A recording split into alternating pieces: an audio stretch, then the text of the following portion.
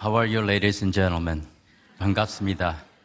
네, 정말 제가 부족한 저를 이 시간 불러주셔서 다니엘 기도회에 하나님의 은혜를 나눌 수 있는 기회를 주신 하나님께 찬양과 감사와 또 영광을 올려드립니다. 그리고 다니엘 기도회를 위해서 너무나도 많은 분들이 기도로 또 수고로 이렇게 많이 해오셨는데 여러분 준비해 오신 모든 분들께 감사를 드립니다. 저는 미국 캘리포니아 LA 부근에 노르워크라는 도시에 살고 있으며 이 시간 세 번째로 가장 좋은 결정, 여러분 좀 궁금하지 않으세요? 그러면 첫째는 무엇이었고 둘째는 무엇인가? 여러분들이 정신을 쭉 바로 차리고 깨어 있으면서 나중에 그 해답을 알아볼 수 있겠습니다. 제가 이제 좀 입양인이다 보니까 영어가 더 편한데 한국말을 할 때는 어떤 때는 좀 막히는 부분이 있어요. 그래서 제가 여러분께 양해를 구하겠습니다. 네, 제가 틀린 말을 하거나 또 엉뚱한 얘기를 하면 이해해 주세요. 저는 이제 미국의 풀러턴에 있는 은혜하는 교회라고 한기영 목사님께서 담임하시는 은혜하는 교회에서 섬기고 있고, 한국 사람으로서 제 이름이 스티브 모리슨인데 어떻게 저 사람이 저런 이름을 갖게 되었을까 의문을 갖고 계신 분이 계신다면, 제가 어렸을 때 14살 나이에 미국으로 입양을 갔습니다. 그래서 저는 해외 입양인입니다. 우선 제 간증을 시작하기 전에 여러분과 함께 제 가정과 사역을 소개하는 PPT 차트를 몇 장 보겠습니다. 네, 저한테 가족이 있어요. 아내가 있고,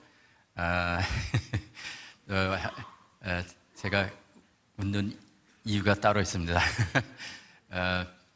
제 아내가 바로 저기 있습니다. 일어서요, 여보. 한번.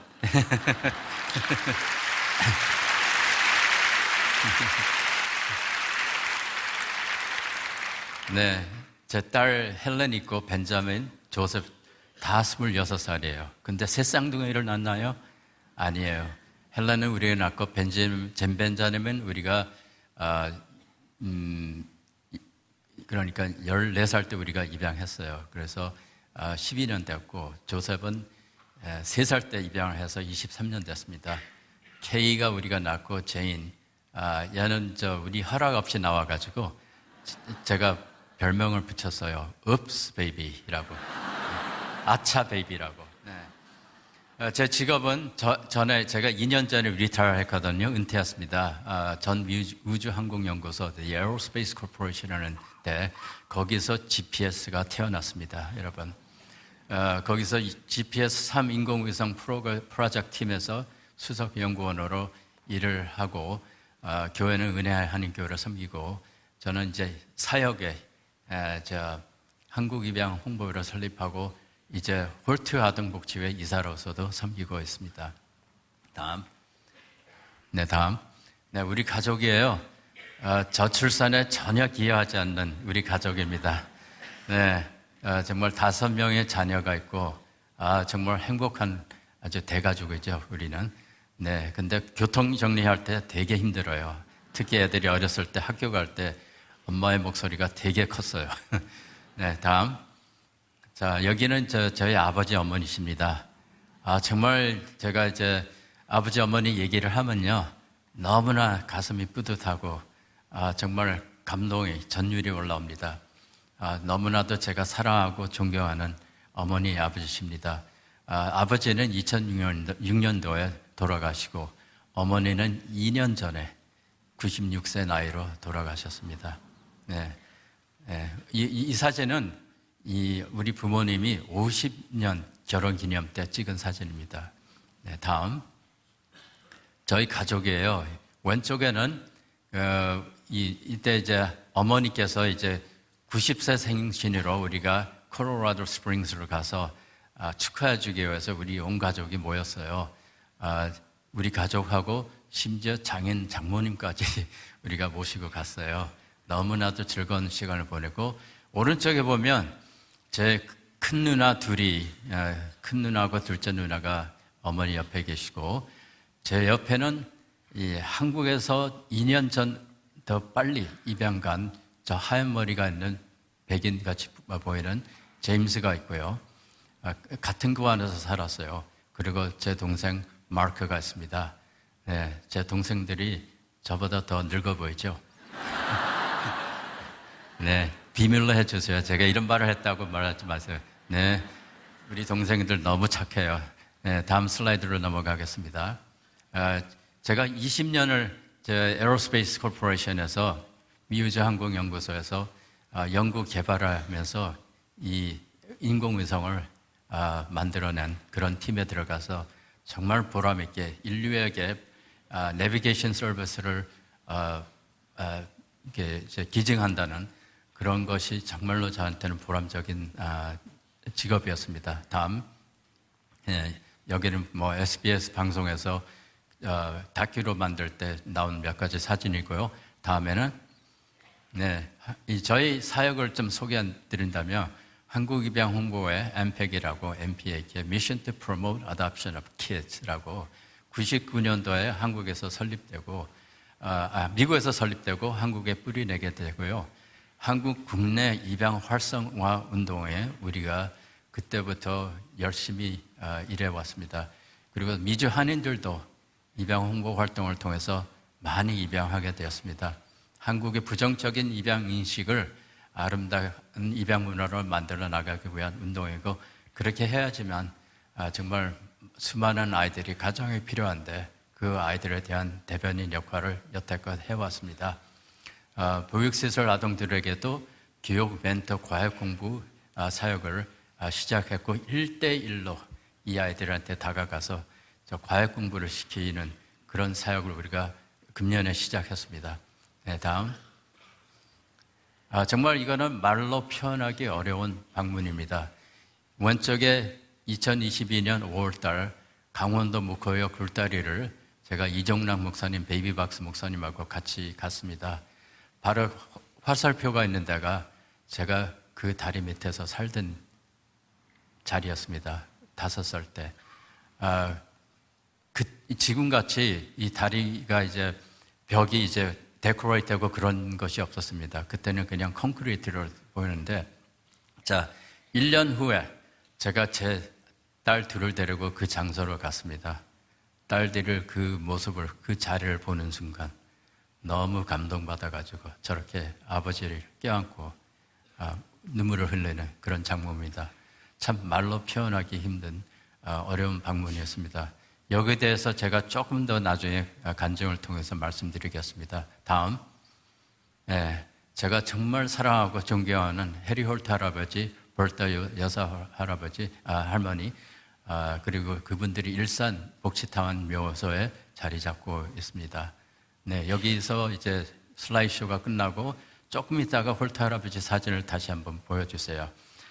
정말 저는 입양되기 전에 가장 어린 기억은 강원도 묵호에서 살던 기억이 납니다. 아침에 일어나면 동해 바다에 해가 뜨며 크고 작은 배들이 바다 위를 떠 있는 그 모습들 보면 너무나 아름다운 풍경이었습니다. 그리고 저는 근처 산에 언덕에 올라가서 진달래를 많이 보고 또 그것을 따먹던 기억도 납니다. 그리고 마을에는 햇빛 아래 정말 주렁주렁 납작하게 달리는 수많은 오징어들, 말려가는 오징어들을 볼 수 있게 됐는데, 최근에 거기 갔더니 거의 그런 모습이 없어졌어요. 그래서 그 많은 오징어들이 다 어디 갔는지 모르겠습니다. 정말 이 강원도의 자연적인 모습은 정말로 아름다운 이미지로 저한테 남아있고요. 그러나 자연적인 아름다운 모습과는 달리 저의 가정은 전혀 다른 모습을 갖고 있었습니다. 저희 가정에는 아버지와 어머니, 저 그리고 남동생 하나가 있었습니다. 제 나이가 약 5살 정도였고 제 동생은 아마도 3살 반 아니면 많으면 4살 정도 됐을 때였습니다. 제가 기억하던 어머니의 모습은 천사와 같고 아름답고 인자하신 모습으로 기억하고 있습니다. 늘 안아주시고 미소를 보여주시면서 저희들을 많이 사랑해 주시는 그 모습을 기억합니다. 그 반면에 아버지에 대한 기억은 늘 술에 취해 붉은 얼굴로 집에 들어와 어머니를 때리며 학대하며 심지어 저와 동생도 학대하는 매우 무서운 아버지였습니다. 하루는 아버지께서 집에 들어오시더니 술에 취한 상태로 제 어머니를 저하고 동생이 보는 앞에서 엄청 많이 때리는 것을 제가 목격했습니다. 저는 어머니께서 소리도 내지 않으시고 그냥 아무 말 없이 얻어만 맞는 그 모습을 잊을 수가 없습니다. 그 상황을 지켜보던 저와 동생은 매우 두려워가지고 떨고 있었습니다. 어머니는 견디기 힘들어서 아버지가 잠깐 눈을 돌리는 순간에 집을 뛰쳐나가려고 했지만 아버지께 붙잡혀 더 심한 폭력을 당했습니다. 여러 번 더 맞으시던 어머니는 다시 기회를 잡아 빠르게 뛰쳐나갔습니다. 아버지도 따라 나갔지만 결국 어머니를 붙잡지 않고 집으로 다시 들어왔습니다. 저와 동생은 너무나도 긴장한 가운데 혹시 우리마저 때리지 않을까 이런 두려움이 있었는데 그러나 아버지는 술과 담배를 더 하시고 잠들어 버렸습니다. 그날 밤 어머니는 우리 곁을 영 떠나버렸습니다.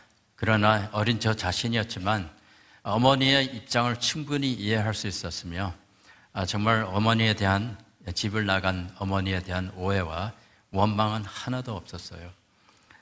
그저 아버지에 대한 미움과 원망이 아주 그냥 가득했습니다. 제 어린 마음부터 수년 동안 머지않아 아버지께서 어떤 법을 어기셨는지 경찰서에 붙잡혀서 감옥에 들어갔다는 소식을 듣고 저하고 동생이 경찰서에 갔지만 아버지를 만날 수가 없어서 우리가 그냥 집으로 돌아갔습니다.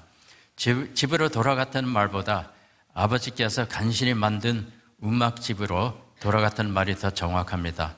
어른이 일어설 수도 없는 그 규모, 그 흙과 지푸라기를 만든 간신히 텐트 같은 원룸짜리 였는데 그곳에서 저와 동생은 부모님이 없이 몇 개월 동안 같이 살았습니다. 거리를 헤매며 먹을 것을 줍거나 쓰레기에 버려져 있는 먹거리를 조금씩 찾았고 거리를 다니면서 떨어진 동전을 주워서 빵과 과자 이런 것들을 사 먹던 기억이 납니다. 저희는 그때 당시 정말로 홈레스 children, 홈레스 아이들이었어요. 나이 5에 3살 반 동생까지 책임져야 하는 저 자신이었고 매일마다 음식을 어디서 구해야 하는지가 가장 큰 고민이었고 숙제였습니다. 네. 무엇이라도 그렇지만 매일매일 무엇이라도 주워 먹을 수 있었고 또한 여러 착한 분들이 동정심으로 저희들에게 음식을 나눠준 적도 있습니다. 특히 강원도 묵호역 굴다리 밑에서 삶은 게를 파시는 한 아주머니가 계셨어요. 근데 그 아주머니가 우리가 지나갈 때마다 우리가 너무나도 배고프고 가난하고 해서 동정으로 착한 마음으로 그분이 우리한테 게를 몇 번씩 주던 기억이 납니다. 그래서 그런지 제가 정말 여러 음식 중에서 게를 제일 좋아합니다. 네. 하루는 그 아주머니께서 제 동생에게 새로운 옷을 입히시는 걸 보고 제가 의문이 생겼어요. 아주머니 왜? 그랬더니 본인이 직접 데려가서 키우시겠다고 새 옷을 사 입히시는 거예요. 그래서 저는 물어봤어요. 저는요, 왜 저는 안 데려가세요? 했더니 너는 그 한쪽 다리가 불편해서 못 데려간다. 그렇게 아주머니께서 말씀하셨어요. 저는 순간적으로 실망했지만 한편으로는 동생이 배가 고프지 않고 추위에 더 이상 떨지 않는 그런 삶을 살 수 있다는 사실을 반가워했습니다. 저를 떠나는 동생을 바라다보며 매우 부러웠고 정말 어린 제 마음에는 동생을 꼭 지켜야 하는 그 생각을 조차도 하지 못했던 그 모습이 훗날에 제가 성장하면서 많은 후회를 한 적이 있었습니다. 동생과 헤어지고 저는 어느 신사분을 통해서 강원도의 남강 A군이라는 곳에 고아원에 들어가게 되었고 그곳에 몇 개월 있다가 홀트 고아원으로 일산복지타운에 들어가게 됐습니다. 홀트 일산복지타운에서 제가 8년을 살았습니다. 그때 인상 깊게 만난 분이 바로 해리 홀트 할아버지셨습니다. 좀 나이 드신 분들은 이분이 어떤 분이신지 좀 기억하실 거예요.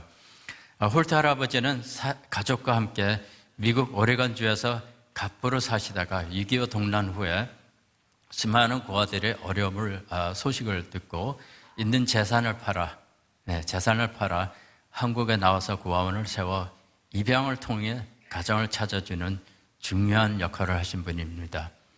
제가 어린 시절 때 만난 해리 홀트 할아버지의 모습을 잊을 수가 없어요. 제가 자라면서 홀트 할아버지의 삶을 많이 생각하게 됐는데 정말 그분이야말로 정말 하나님의 사람이구나 것을 알게 되었고, 그분이 저와 수많은 고아들을 위해서 땀을 흘리시며 수고하시고 목숨이 끝날 때까지 희생하시는 모습을 잊을 수가 없습니다.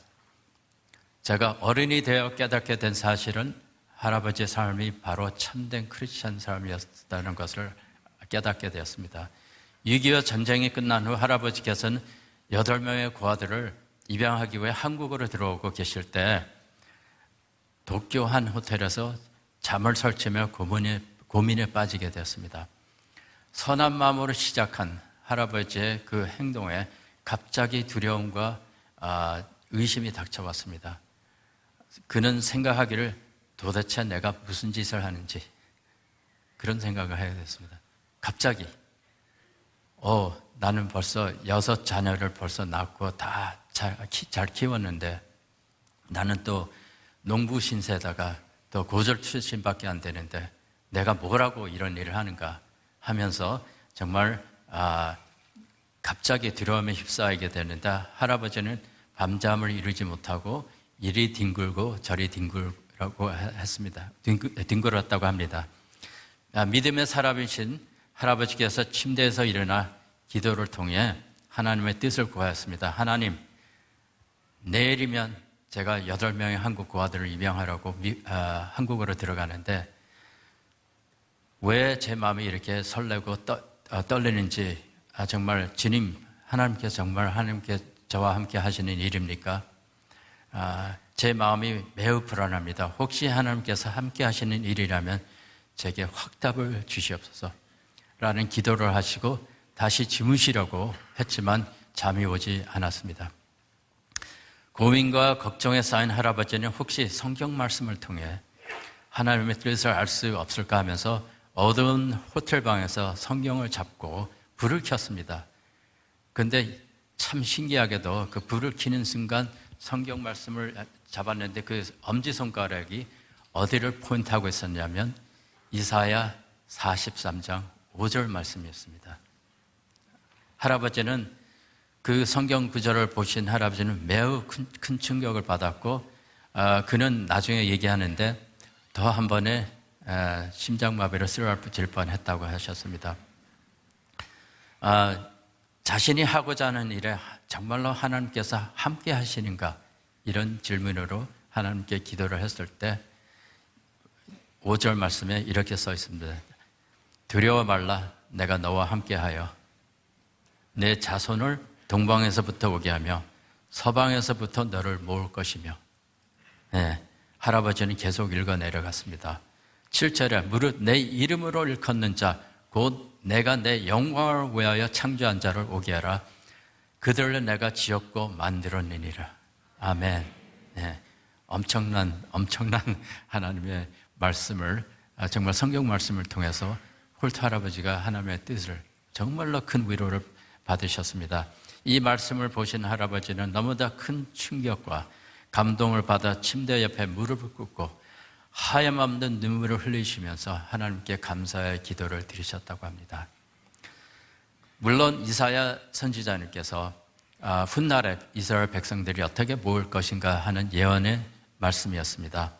그렇지만 홀트 할아버지는 가장 필요할 때 가장 뚜렷한 말씀으로 응답해 주시는 하나님의 은혜와 기적을 경험하고 그 후로 단 한 번도 자신의 사역에 대해서 의심하지 않았다고 합니다. 사역의 방향을 모르실 때 그 어두운 호텔방에서 하나님을 찾으신 홀트 할아버지에게 하나님께 다가가 주시며 기도 응답을 해주신 하나님의 은혜 덕분에 수만 명의 아이들이 가정을 갖게 됐는데 그 중에 제가 한 아이입니다. 하나 안타까운 것은 최근에 입양을 통해 불만이 많은 소수의 성인 입양인들이 여러 가지 이유로 자신의 삶에 만족을 갖지 못한 채 홀트를 비판하고 있습니다. 홀트의 정신은 한결같이 한 아이에게 가정을 지으려는 목적이었지만 모든 입양인들을 만족시키기는 당연히 불가능하다고 저는 생각합니다. 친가족에서도 불만이 많은 자녀들이 부모를 비판하는 것처럼 입양인들에게도 예외는 아닌 것 같습니다. 제가 입양인으로서 말씀을 드리지만 대부분의 해외 입양인들은 자신의 삶에 만족을 누리고 미국과 유럽에서 조용히 잘 살아가고 있습니다. 그리고 수많은 아이들이 본인들의 입양에 대해서 감사해야 하고 있습니다. 그렇지만 소수의 입양인들이 삶의 불만족을 느끼며 목소리를 내고 있고 여론에는 그들의 목소리가 모든 입양인들을 대표하는 것처럼 해서 정말 해외 입양에 대한 안 좋은 편견을 수년 동안 심어왔습니다. 그래서 아쉽게도 대부분의 한국 사람들은 해외 입양에 대한 인식이 좋지 않습니다. 혹시 이 자리에 계신 여러분들도 그렇게 생각해 오셨는지요? 제게 모든 권력이 있다면 최대한 아동들이 원가정에서 자랄 수 있도록 미혼모들이나 지원을 해주고 또 국내 입양이 될 수 있도록 그게 두 번째 방법이고요. 세 번째 방법은 첫 번째, 두 번째가 안 되면 해외 입양이라도 보내서 가정에서 자라게끔 해야 됩니다. 저는 이것을 계속 믿고 있습니다. 국내든 해외든 아동에게 가장 필요한 것은요, 가정입니다. 엄마, 아빠입니다. 네. 해리 홀트 할아버지께서는 모든 어린이는 가정을 가질 권리가 있다라는 명언을 나누시고 세상을 떠났습니다. 사랑을 행동으로라는 구호를 외치며 한 아동에게 가정을 만들어 주려고 수고하시는 모든 분들을 위해서 기도해 주시기를 바랍니다. 한 아이가 일반 가정에서 태어나 사회에 나가서 성공하는 만큼 우리 입양인들도 성공해요. 그 반면에 실패하는 만큼 우리 입양인들도 실패할 수 있습니다. 네, 더 이상 더 이하가 아닌 것 같습니다. 저는 입양에 대한 여러 사역을 하지만 입양인들이 시민권을 취득하는 운동에도 참여해서 많은 입양인들이 시민권을 취득하도록 노력하고 있습니다. 그런데 많은 입양인들이 시민권을 취득하지 않았어도 미국에서 충분히 살 수 있습니다. 추방되지 않고. 왜냐? 범죄만 저질리지 않으면 추방이 되지 않습니다. 추방된 입양인들은 다 범죄의 기록이 있어서 한국으로 이렇게 추방된 것입니다. 지금 한국에서는 약 10명의 입양인들이 추방되어 살고 있습니다. 제가 9살 때 홀트 공원에서 한 전도사님을 통해서 예수님을 영접하게 되었습니다. 아직도 어린 나이라 믿음의 뿌리가 깊지 않았지만 하나님께서 제 삶 속에 존재하고 계신다는 사실을 알고 제 삶의 변화가 일어나기 시작했는데 한 가지가 기억납니다. 그것은 제가 친구들과 도벽을 하는 것을 끊게 됐습니다. 홀트 공원에서 자라면서 가장 그리웠던 사람은 어머니, 아버지보다 바로 제 밑에 동생이었어요. 홀트 동산 언덕에 앉아서 동생을 생각할 때 너무나도 보고 싶었고 너무나도 후회되고 너무나도 그리웠던 그 기억이 납니다. 저는 이제 동생과 이제 함께 있을 때 정말로 저는 욕심 많은 형이었어요. 누가 빵이나 먹을 거를 주면 제가 4분의 3은 띄어먹고 4분의 1만 동생한테 주면서 얘가 컴플레인 하면 제가 꿀밤을 때리는 그런 아주 못된 형이었어요. 그렇게 살던 저 자신이 나중에 훗날에 얼마나 제가 후회하게 됐는지 참 동생이 아직도 많이 그립고 그랬습니다. 그러나 제가 너무나도 어렸기에 그러한 생각조차도 할 수 없었던 것 같아서 동생을 생각할 때 참 지키지 못한 죄책감도 좀 적지 않아 남고 있습니다. 제가 이제 바라는 것은 하나님, 제 동생을 어디든지 모르지만 하나님을 잘 섬기고 행복한 가정을 이루고 정말 교회를 잘 섬기고 언젠가 천국에서 다시 만날 수 있도록 기다리겠습니다. 이런 소망을 갖고 있습니다. 또 나중에 알게 된 소식이지만 제 어머니 아버지는 이미 세상을 떠나셨다는 소식을 듣고 참 가슴 아팠습니다. 저는 고아원에서 8년 살다가 14살 때 미국으로 입양을 갔습니다. 이미 친자녀가 1남 2녀나 있는 제 부모님은 한국에서 다른 한 혼혈아 아이를 같은 고아원에서 입양하셨고 2년 후 저를 입양하셔서 제가 5번째 아이가 자녀가 되었습니다. 드디어 한 고아에게 가족이 생긴 것입니다. 1969년도 크리스마스가 다가오는 한밤에 믿음이 좋으신 아버지 어머니께서 서로 깊은 대화를 나누게 되었는데요. 그들은 하나님의 사랑과 축복의 감사함을 많이 느끼며 함께 질문을 했다고 합니다. 이번 크리스마스 때 우리 부부가 하나님께 어떠한 선물을 드릴까요? 라면서 질문을 했다고 합니다. 그리고 그들은 기도를 통해 매우 큰 결정을 내렸습니다. 하나님께 드리는 그 선물은 바로 다른 한 아이를 입양하는 것이었습니다. 이미 자녀가 넷이나 있는 가정이 필요한 한 명의 아이를 입양하고자 하는 감동을 받았다고 합니다. 그 5번째 아이가 바로 여러분 앞에 서 있는 스티브 모리슨입니다. 홀트에서 매 2달 만에 뉴스레터 잡지를 여러 가족들과 후원자들에게 보내요. 그 뉴스레터 안에는 가정이 필요한 아이들, Children who need home 해서 이렇게 그 란이 올라오는데 수십 명의 고아들의 사진과 짧은 정보가 실려 있습니다. 그 아이들 사이에 제 사진이 실려 있었어요. 아버지와 어머니는 입양에 대한 마음을 대해서 이제 합심해서 결정했지만 그 뉴스레터를 보고 어떤 아이를 선택해야 하는지에 갈등이 있었고 서로 의견이 달랐습니다. 그러나 아버지는 저의 사진을 보시자마자 다른 아이들의 사진이 아버지의 눈에 들어오지 않았다고 합니다. 제 사진에만 꼭 눈이 찍혀져 있어서 어머니한테 그 아이를 아버지께서 말씀드렸더니 어머니는 저에 대한 정보를 보고 이미 13살이 된 제가 마음에 들지 않아서 거절했어요. 안 돼요. 이 아이는 이미 나이가 많아요. 하면서 다른 아이를 지적하면서 이 아이는 어때요? 9살이에요. 라고 했습니다. 그러나 아버지는 제 사진을 지적하면서 바로 이 아이다. 네. 어머니는 다른 아이를 보고 이 아이는 어때요? 10살밖에 안 돼요. 그러나 아버지는 제 사진을 다시 지적하면서 바로 이 아이야. 나는 결정했어. 어머니는 걱정이 쌓이기 시작했어요. 그러면 이 아이는요, 11살이네요. 점점 더 올라가기 시작했어요. 아버지는 제 사진을 계속 보고 있으시면서 마음을 굽히지 않았습니다. 바로 이 아이가 우리 아들이야. 네, 대단하죠. 아버지가 설득이 되지 않자 어머니는 근심이 쌓인 상태로 2년 전에 같은 고아원에서 입양된 제임스에게 달아가서 물어봤어요.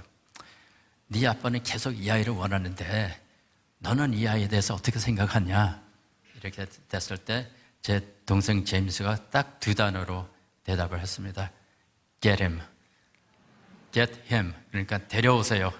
이런 뜻인데 정말 저는 감사하게도 같은 고아원에서 살았던 제임스는 저를 계속 기억하고 있었습니다.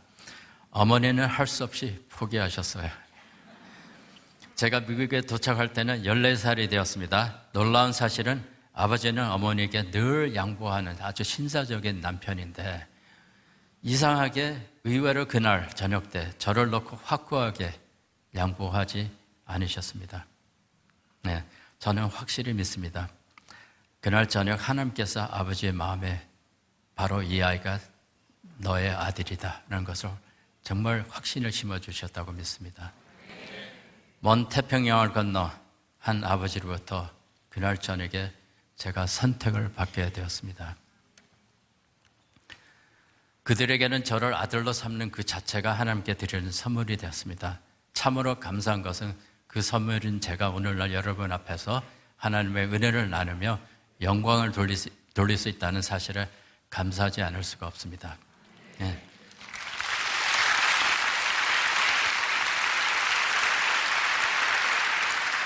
저희 부모님은 오늘의 저를 생각하시며 정말 오늘의 제가 되기를 꿈도 꾸지 못했습니다.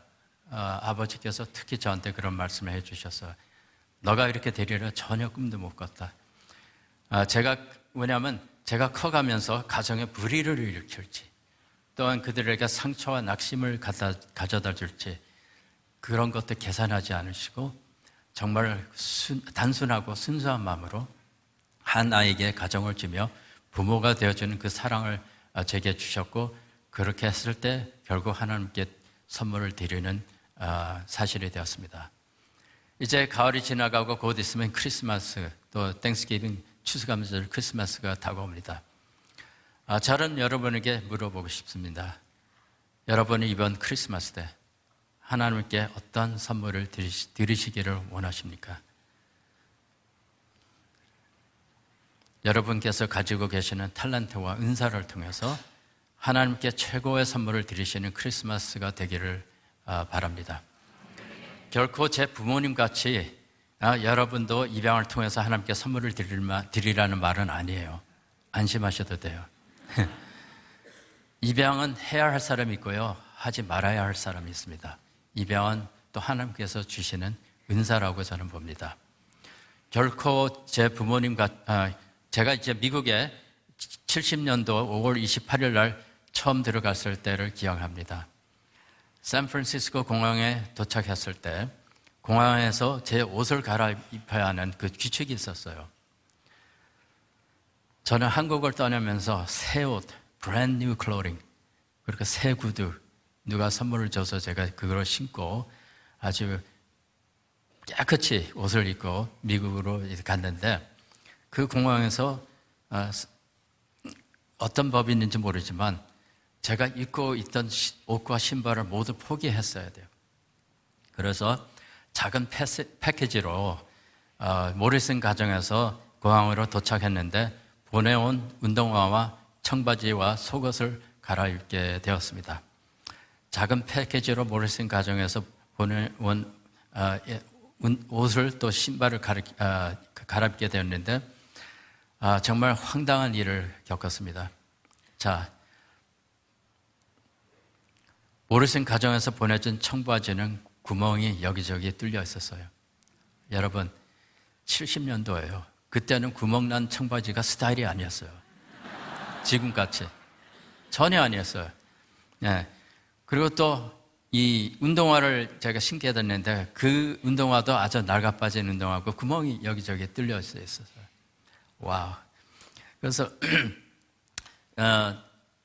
저는 할 수 없이 구멍난 옷과 신발을 신으며 새로 입고 온 옷과 구두를 포기해야 하는 그 생각에 매우 안타깝고 속상했습니다.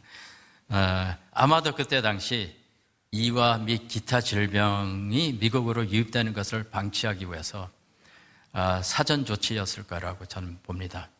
물론 지금은 그런 규칙이 없어진 지 오래됐지만 저는 그 유명하고 아름다운 샌프란시스코가 제가 살게 되는 도시인 줄 알고 너무나 좋았는데 마중 나오신 저희 아버지는 유타주에 있는 솔트레이크시티라고 하는 도시에 우리 식구가 살고 있다고 하시면서 저를 데리고 비행기를 갈아타고 유타주로 갔습니다. 솔트레이크시티에 도착해 주차장에 있는 아버지 차로 가게 됐는데 여러 색깔과 모형들의 차들이 따뜻한 태양 아래 반짝이면서 서 있는데 아버지께서 제일 낡은 차로 가시더니 문을 열고 타라고 하셨습니다. 타기 전에 겉모형을 보니 차 옆쪽에 녹이 쓸어 있었어요. 그때 이제 이 솔트레이크시티는 아주 눈이 많이 내리는 곳이라 소금을 많이 뿌리잖아요. 그 소금으로 인해서 옆에 차가 아주 수많은 차들이 녹을 많이 달고 다녔던 기억이 납니다. 그래서 저는 또 타고 나서 안에 보니까 안에는 의자와 지붕에서 여러 군데가 뜯어져 있는 모습을 보게 되었고 70년도였는데 56년도 쉐비 시보레 차를 몰고 다니셨습니다.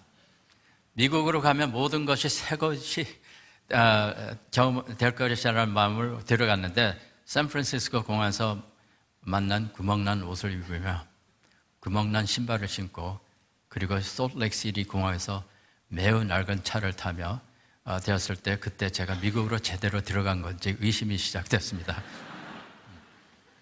아버지는 정부 기관을 위해서 연구하시는 생물학자였습니다. 그래서 전혀 가난한 분이 아니었거든요.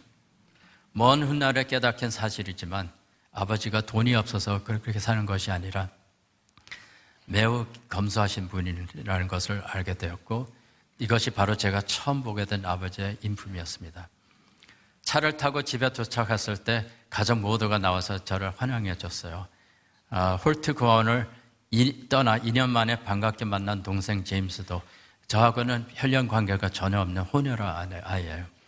저를 따뜻하게 반겨주었습니다.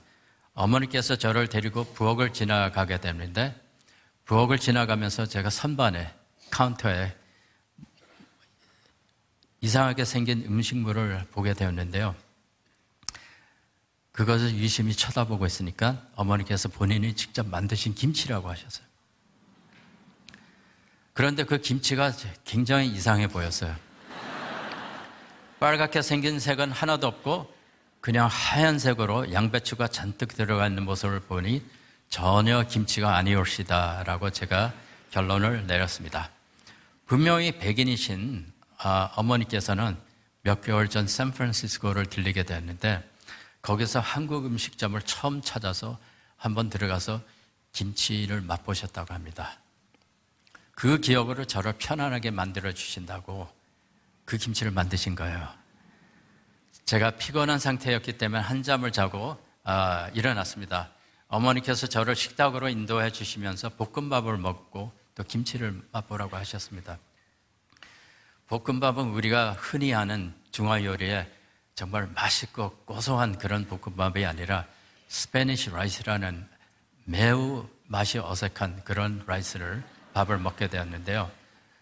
정말 맛이 없었어요, 그때. 그리고 김치병을 뚜껑을 열었을 때 제 코에 진하게 찔리는 그 이상한 향기 매우 이상하고 전혀 정말 상상을 초월하는 그 이상한 식초 냄새가 제 코를 찔렀는데요. 나중에 알게 된 그 고약한 냄새의 식초는 여러분들이 사라다 바에 가면 사이더 비니거 있죠. 사이더 비니거. 예, 그걸 한국말로 어떻게 표현을 하나요? 그냥 사이더 비니거입니다. 그 식초였어요. 냄새가 정말로 고약해요. 생전 처음으로 김치를 한번 맛보시고 만드신 그 김치의 맛은 과연 어땠을까요? 배추를 사용해야 하는데 그것을 모르시고 양배추를 또한 소금에 절여야 하는 것도 모르시고 그냥 썰어서 넣고요. 마늘을 넣어야 하는 것도 모르시고 양파를 잔뜩 썰어서 넣습니다. 그리고 김치가 쉬었다는 그 기억으로 그 식초, 이상한 식초 그거를 잔뜩 뿌렸다는 것입니다.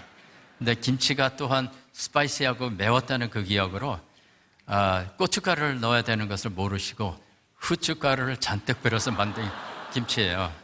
네. 과연 어떤 맛이었을까요? 네. 제가 오늘 여러분께 레시피를 알려드렸으니까 한번 집에 가셔서 만들어 보세요. 네. 저희 어머니의 이것을 보면 저희 어머니의 성격을 조금이라도 짐작이 가시죠. 어떤 분이시라는 거. 굉장히 모험적인 분이셨어요. 미국의 개척 정신이 여기서 나오는지. 정말 이것은 뭐냐면 여러분들이 스파게티를 처음 맛보시고 집에 가서 만들어 보겠다 이런 마음하고 똑같아요. 파스타 대신에 국수를 넣고 그리고 토마토 소스 대신에 고추장을 넣어서 만드는 그런 거하고 똑같았습니다. 네. 아무튼 미국에서 제 첫째 날은 구멍난 옷과 신발 또한 낡은 차를 타는 경험 그리고 그 이상한 김치를 맛보는 그 경험으로 인해 하루가 마무리되었는데 절대로 제가 잊을 수 없는 첫날이었습니다. 그러나 새로운 가정에서 자라면서 예수 그리스도의 사랑을 육적으로 또한 심리적으로 또한 영적으로 체험하며 자라게 되었는데 정말 저 삶에 엄청난 변화가 일어나기 시작됐습니다. 제 삶이 매우 만족스러웠고 또 행복했습니다. 제가 또한 집에 가든 학교를 가든 교회를 가든 친구들하고 놀든 가는 곳마다 영어밖에 말하는 사람들이었기 때문에 제가 3개월 만에 영어를 거의 다 대화를 할 수 있을 정도로 빨리 영어를 배웠습니다. 제가 똑똑하거나 머리가 좋아서 그런 게 아니라 여러분들도 그 입장에 있었으면 똑같이 잘 배웠을 것이라고 믿습니다. 유타주는 몰몬교를 유명한 곳이지만 그러나 저희 가족은 남침례교회 서던 베프티스트 처치에서 다니고 있었고 몰몬 이웃들과는 아주 잘 지냈습니다. 모리슨 가정의 따뜻한 사랑으로 저는 한국에서 하기 싫던 공부도 열심히 하게 되었고 꿈도 가지게 되었습니다. 한국에서 가장 못했던 과목이 뭔지 아세요? 수학이었어요. 정말 그때 당시에는 정말 수학을 머리에 들어오지도 않고 아마 기초가 없이 그냥 배워서 학년으로 올라가서 그런 것 같아요. 근데 그 힘든 언어로 미국에서 공부를 하는데 어찌나 그 방정식과 공식들이 제 머리를 쏙쏙쏙 들어오는지 이해할 수 없습니다. 아직까지도 정확하게 왜 그렇게 됐는지. 아마도 부모님의 사랑이 많아서 그런지 또 가정에 대한 안정감, 저에 대한 안정감을 가져서 뭔가 막혔던 것이 뚫렸는지 I don't know. 그렇지만 정말 수학이 그때부터 제일 재미있는 과목이 되었고 제일 잘하는 과목이 되었습니다. 정말 한 아이에게 가정이 생길 때 변화를 주는 것이 이렇게도 좋고 소중한 것인지 몰랐습니다. 이 말이 너무나 중요하기 때문에 제가 한 번 더 반복하겠습니다. 한 아이에게 가정이 생길 때 변화를 주는 것이 이렇게도 좋고 소중한 것인지 몰랐습니다. 저는 미국으로 갈 때 몇 가지 물건들을 가지고 갔어요. 가방을 들고. 제가 중학교 2학년 때 쓰던 일기책이 있었어요. 그걸 챙기고 어느 누님께서 꼭 읽으시라고 주신 성경책을 제가 넣습니다. 고무신 뒷짝, 윷놀이 한 세트, 그리고 친구들과 가장 즐겨 놀던 화투 한 덱을 챙겨서 가져갔습니다. 화투 잘 쳤어요. 그때 중학교 2학년이지만 저는 매일 밤마다 미국 가서 성경 한 장을 읽고 또 일기를 쓰고 잠자리에 들어갔습니다. 그리고 5남매가 가졌던, 우리 5남매잖아요. 5남매가 가졌던 매우 소중한 추억이 있었는데 저희 5은 거실에 앉아가지고 여러 보드 게임을 많이 했어요. 그 중에 이제 가장 기억에 남는 게임 중에 하나는 모노폴리. 모노폴리 아세요, 여러분? 한국에도 나와 있다는 것으로 알고 있어요. 모노폴리를 처음에 배우는 이 게임을 통해서 4명의 남매 부동산을 싹쓸이한 적이 기억납니다. 또 여러 보드 게임을 재밌게 하면서 하루는 제게 아주 이상한 아이디어가 생겼어요. 얘네들한테 화투를 가르치면 어떨까? 그래서 저는 누나 둘과 남동생 둘을 거실에 동그랗게 앉게 하고 I wanna teach you Korean card game. 한국에서 가져온 카드 게임을 가르쳐주겠다 하면서 민화투를 가르쳤습니다. 그림만으로 보며 번호를 배워야 하는 이 일에 카드를 하나하나씩 설명해 줬어요. 이거는 1번이야, 이거는 2번이야, 그리고 12번까지 가르쳐 줬어요. 그리고 이 파란 스트라이프 이거 3개 있으면 청단이라 그래. 30점. 이제 빨간 거 이거는 홍단이야. 이것도 30점. 또 한문으로 되어 있는 이 광이라는 거는 이거 20점. 이거는 조심해. 이거는 똥이야, 똥. 이렇게 해서 정말 2시간 동안 가르쳐 주었더니 남매들이 너무나 잘 배워요. 그리고 저희는 시간 가는 줄 모르고 화투를 많이 쳤습니다. 저는 학교에 다니면서 저녁 식사 후 주로 공부에 열중했어요. 제가 방에서 공부를 하고 있는데 둘째 누나가 와서 노크를 해요. 스티브야, 우리 화투 치자. 그럼 제가 책을 덮고 또 나가서 몇 시간 동안 화투를 치던 기억이 납니다. 정말 거실에 앉아서 미나투를 너무나 잘 배우며 즐겁게 이제 노는 것을 보고 저한테 또 엉뚱한 생각이 하나 들었는데 그게 뭐냐면 나이롱 뽕을 가르쳐 줄까? 근데 그 단계까지는 안 갔어요. 네. 아무튼 그런 추억이 저한테 있습니다. 근데 여러분 한번 생각해 보세요. 백인 4명과 동양의 하나가 동그랗게 앉아서 화투를 친다는 모습, 여러분 어디서 그 모습을 보셨습니까? 없지요. 네. 특히 제 아버지는 저에게 너무나도 큰 롤모델이 되셨습니다. 제게 이론적으로 가르쳐 주시는 것보다 행동으로 모든 것을 보여주셨습니다. 제가 알고 있는 아버지에 대한 이상은 바로 제 아버지로부터 배우게 됐습니다. 우선은 교회를 통해 신앙생활을 열심히 하셨고 하나님께서 기뻐하시는 삶을 말씀의 설교가 아닌 행동의 설교를 보여주시며 살아가셨습니다.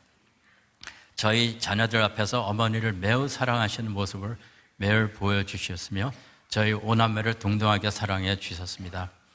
예를 들면 아침에 직장으로 출근하기 전에 집을 나가면서 아버지가 어머니를 꼭 껴안아 주시고 뽀뽀해줘요. 오늘 하루 잘 지내라고. 그리고 퇴근길에 집에 들어오시면 어머니를 먼저 찾으시고 또 꼭 껴안아 주시면서 뽀뽀해 주셔요. How was your day? 오늘 하루 잘 지내냐고. 정말 아버지는 정말 사랑이 많으시고 정말 천사 같은 아버지셨습니다. 그런데 제가 어렸을 때 경험했던 원가정의 아버지와는 너무나도 다른 아버지셨습니다. 제가 입양아라는 거 해서 입양아이기 때문에 차별하거나 다르게 행하지도 않았습니다. 오히려 저희 친구들이 학교에서 우리 가정에 놀러 오면 나중에 저한테 와서 속삭여요. 네 엄마 아빠가 너를 제일 좋아하는 것 같다. 이렇게 그 정도였습니다. 네, 제가 본 아버지의 성실한 삶은 제게 새로운 세상을 보여주는 삶이었습니다. 너무나도 솔직하셨고 조금도 남을 이용하거나 세금을 떼먹지 않았어요.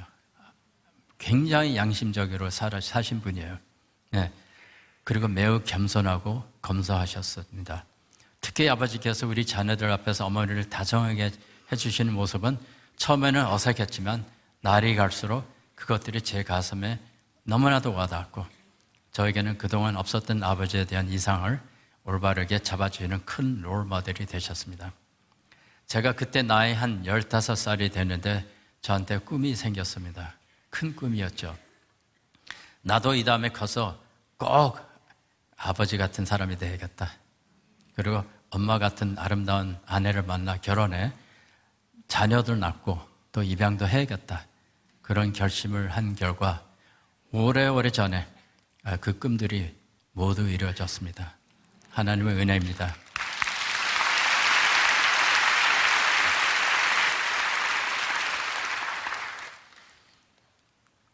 제가 대학 졸업 후 새로운 직장에 입사를 해야 되는데 일부러 한 달을 연장했습니다. 그 이유는 아버지께서 심장마비 수술로 병원에 입원하고 또 수술 성공적으로 잘 했고 또 이제 집에 가서 회복을 하는데 도움을 주려고 제가 한 달 늦게 직장으로 갔습니다. 그 한 달 기간의 시간을 통해 아버지와 아들 간의 긴밀한 대화, 그때 다른 남매는 시집도 가고 또 학교도 가고 또 다른 주에 가서 직장을 갖고 저하고 어머니하고 아버지만 셋만 있었어요. 그 한 달 그 기간에 저한테는 얼마나 소중한 시간이었는지 모릅니다. 정말 재미있는 대화도 많이 나누었습니다. 예를 들면 아버지께서 어머니를 어떻게 꼬셨는지에 대한 경험을 말씀하셨을 때 두 분이 매우 즐거워하면서 저한테 그 스토리를 말씀해 주시는 거예요. 정말 여러분 아버지께서 어머니께 프로포즈 하신 그 방법을 제가 잘 배워서 저도 그 방법으로 아내에게 프로포즈를 해서 결혼에 성공했습니다. 네, 시간이 없기 때문에 제가 그 방법을 말씀드리기가 좀 그렇습니다. 저는 아버지의 회복을 위해 팔을 붙잡고 동네 한 바퀴를 천천히 걸으며 많은 대화를 나누며 그런 정말 긴밀한 대화가 많이 있었습니다. 소파에 앉아서 TV도 같이 보면서 여러 대화를 나누었죠. 하루는 아버지께서 저한테 와서 말씀하시기를 스티브야, 우리는 너를 도와주려고 입양했다. 너에게 부모가 없고 가정이 없었기에 그냥 도와주려는 마음으로 입양했는데 이렇게 긴 세월을 함께 살다 보니 오히려 우리가 너를 통해 훨씬 더 많은 축복을 받았구나. 고맙다 하더라. 네, 우리 아버지 대단하죠. 네. 너무나 그 말씀을 드렸을 때 제가 무척이나 감동을 받았습니다. 그 후 얼마 있다가 저를 다시 부르시더니 제가 이제 LA 쪽으로 나가서 이제 일을 하기 전인데 저한테 평생 잊지 못할 말씀을 해 주셨습니다. 아까 제 간증한 제목이 무엇이었죠? 세 번째로 가장 좋은 결정. 여기에 해답이 납니다. 저를 부르시더니 스티브야, 나는 오랜 인생을 살면서 정말로 중요한 몇 가지의 결정을 잘 내린 것들이 있다. 그 중에 제일 좋은 결정은 하나님을 만나는 것이었다. 아멘. 두 번째로는 너 엄마와 결혼하는 것이었고, 그리고 세 번째로 제일 좋은 결정은 너를 우리 아들로 삼은 것이었다. 네, 대단한 아버지죠. 네.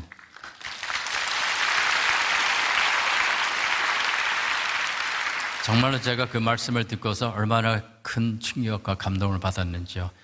그날 아버지에 대한 사랑과 존경이 하늘로 오늘 올라가는 듯 했습니다. 저희 아버지는 오남매를 동등하게 사랑해 주셨어요.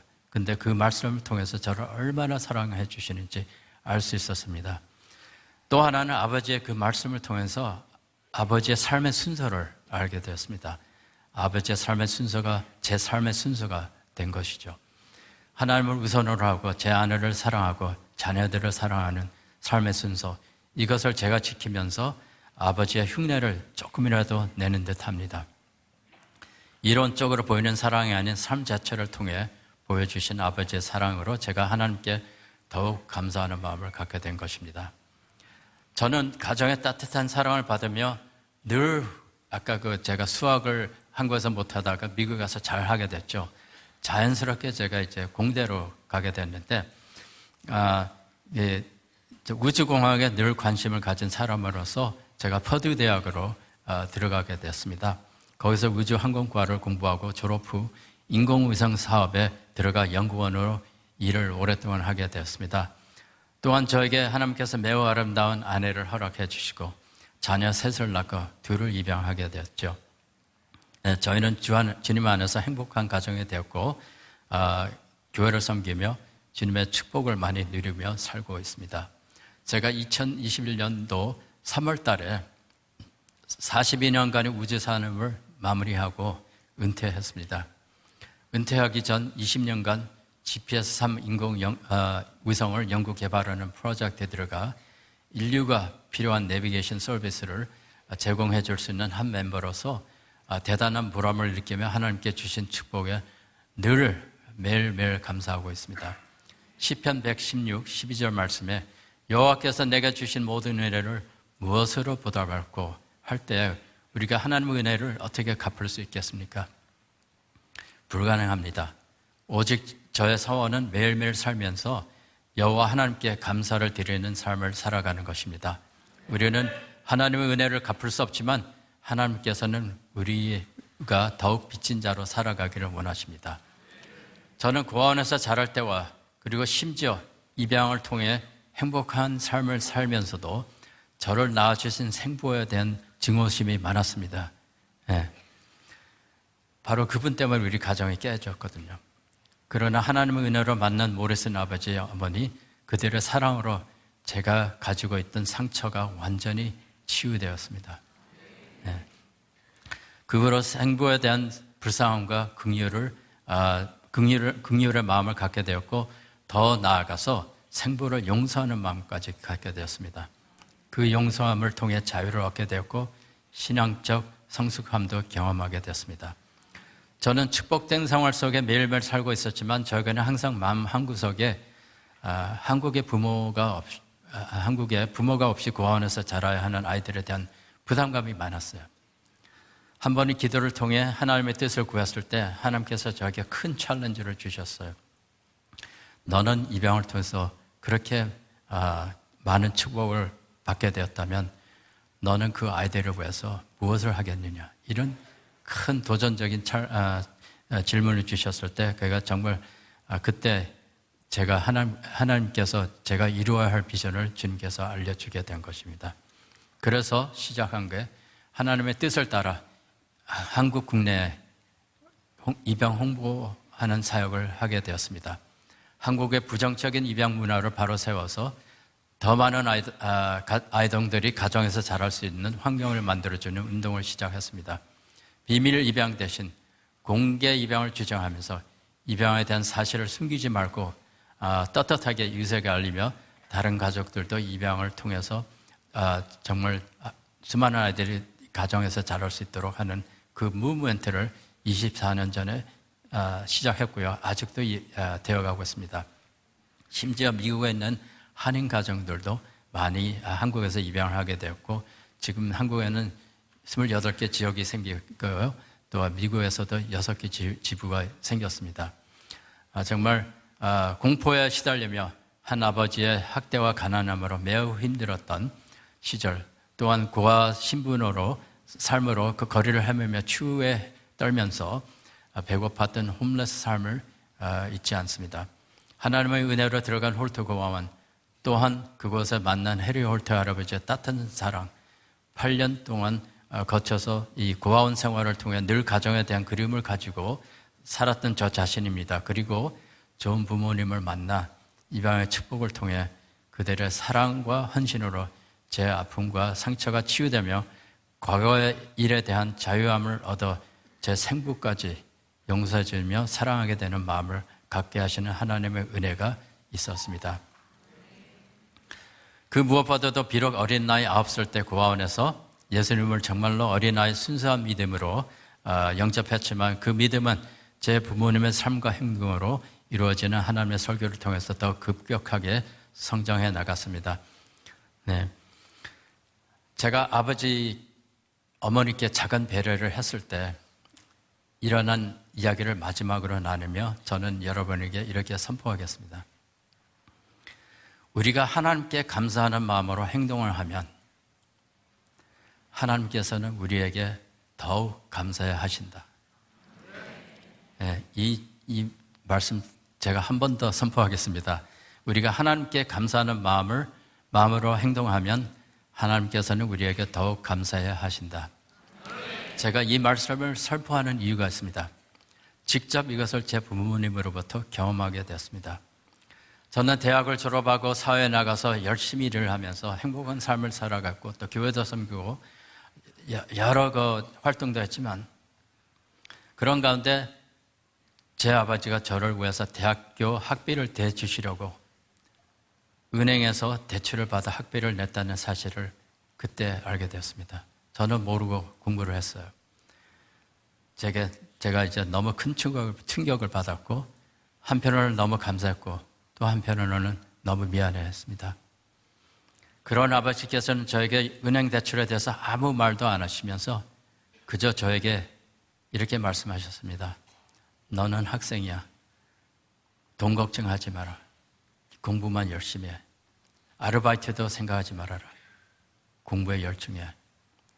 저는 아버지의 희생에 전혀 모르고 아버지께서 하신 그 말씀을 그대로 믿고 열심히 공부해서 우주항공과의 오너 소사이티 멤버까지 받게 되었습니다. 아버지의 사랑과 희생을 알게 된 저는 너무나도 감격했고요. 부모님께 무엇이라도 해야겠다는 그런 생각 끝에 저희 부모님을 동남아 여행을 보내야겠다라는 결론을 내렸고, 모든 항공비와 호텔비 또 추가 비용을 들여서 제가 그분들을 보냈죠. 여기에 또 다른 이유가 있었어요. 어머님의 여동생이, 그러니까 제 이모님이 남편과 함께 대만에서 30년 동안 이상을 선교사역으로 일을 해왔습니다. 이모님이 제 어머니한테 계속 졸려요. 한번 놀러 와라. 언니 한번 놀러 와. 근데 우리 부모님은 재정적인 여유도 없었고 또 시간적 여유도 없어가지고 가고 싶었는데도 못 갔습니다. 그 기회를 제가 만들어주게 된 것입니다. 부모님 매우 감사한 마음으로 대만을 방문하시며 한 달간 이모님 가정에서 행복한 만남을 가지셨고, 그곳에 계시는 동안 저는 부모님을 또 다른 관광지도 방문하게 만들어줬습니다. 방콕, 싱가포르 그리고 홍콩을 보내드리며 다시 대만으로 가셔서 한 달 더 계시다가 미국으로 들어가셨습니다. 여행을 다녀오신 부모님이 저에게 얼마나 많은 감사를 표하는지요. 만나는 사람들마다 바로 이 아들이 우리를 동남아 구경시켜줬어. 너무나 자랑하는 거야. 너무나 감사하는 거야. 제가 감사하다는 말씀하신 부모님의 말씀을 여러 번 들었을 때 저는 새로운 깨달음을 경험했습니다. 감사는 내가 부모님께 더 해야지 마땅한데 이런 배려를 한번 해드렸다고 이렇게 감사해 하실 수 있을까? 그때 제 마음에 바로 이것이 하나님의 마음이 아닐까 라는 생각을 하게 되었습니다. 우리가 하나님의 사랑과 은혜에 감사해서 하나님께 감사의 선물이나 행동을 통해 드렸을 때 하나님께서는 우리의 행위에 더 감사하는 분이 아니실까 생각합니다. 정말 우리는 감사하는 생각, 우리가 마땅히 감사하는 생각을 마음을 더 가져야 하는데 우리를 죄로부터 구원해 주시며 정말 천국 소망을 주신 하나님께 감사한 마음으로 저희가 선한 일을 좀 했다고 우리에게 더욱 감사하시는 하나님이 아닐까 저는 이렇게 생각합니다. 성도 여러분, 곧 있으면 추석 감자들과 또 곧 있으면 크리스마스도 다가오고 있습니다. 여러분께서 정말로 하나님의 은혜에 감사함을 느끼신다면 그 감사함을 행동으로 옮기세요. 교회를 위해서든 가족을 위해서든 선교사님과 목사님을 위해서든 가난한 사람을 위해서든 필요한 곳에 보육원을 좀 찾아가세요. 그 아이들을 방문해 주시고 그 아이들을 보살펴 주세요. 또 입양기관에서 일하는 모든 직원들을 위해서 기도해 주시고 정말 여러분 그렇게 이제 하시면서 하나님께서는 여러분께 더욱 감사하실 것을 믿으시기를 바랍니다. 우리가 하나님께 감사하는 행동을 하면 하나님께서는 우리에게 더욱 감사하신다. 이 말을 꼭 기억하시기를 바라면서 정말 감사의 생활을 열심히 하시기를 바랍니다. 제 부모님께서 제게 가지셨던 마음처럼 하나님께서도 여러분의 감사의 행동에 감동을 받으시고 더 감사해 하실 것이라고 믿습니다. 시편 116, 12절 말씀을 다시 생각해 봅니다. 여호와께서 내게 주신 모든 일을 내가 무엇으로 보답할꼬? 내가 구원의 잔을 들고 여호와의 이름을 부리며 여호와의 모든 백성 앞에서 나의 서원을 여호와께 갚으리로다. 아멘. 여러분 이 말씀을 기억하시면서 감사할 이유를 찾으세요. 저희 부모님께서 크리스마스가 다가오는 그날 밤에 이번 크리스마스 때 하나님께 어떤 선물을 드릴까 한 것처럼 여러분의 삶 속에서 최고의 선물을 하나님께 드리는 저와 여러분이 되시기를 기도하며 제 간증을 마치겠습니다. 모든 영광을 하나님께 드립니다. 잠깐 기도하겠습니다. 사랑의 하나님, 부족한 저를 이 자리에 불러주시고 정말 주님의 말씀을 나누면서 주님의 은혜를 나누면서 더욱 감사하는 저희들이 되었습니다. 하나님 아버지, 정말 우리가 정말 주님께 무엇을 할 수 있을까요? 주님의 은혜를 어떻게 보답할까요? 보답할 수 없습니다. 그렇지만 더욱 빚진 자로 살아간 저희들 되게 하여 주셨고 우리 삶 속에서 더욱 감사하는 것들을 생각하며 더욱 감사하며 그 감사함으로써 행동으로 예수를 돕고 교회를 더 섬기는 저희들 모두가 되게 하여 주시며 예수님 이름으로 기도합니다. 아멘.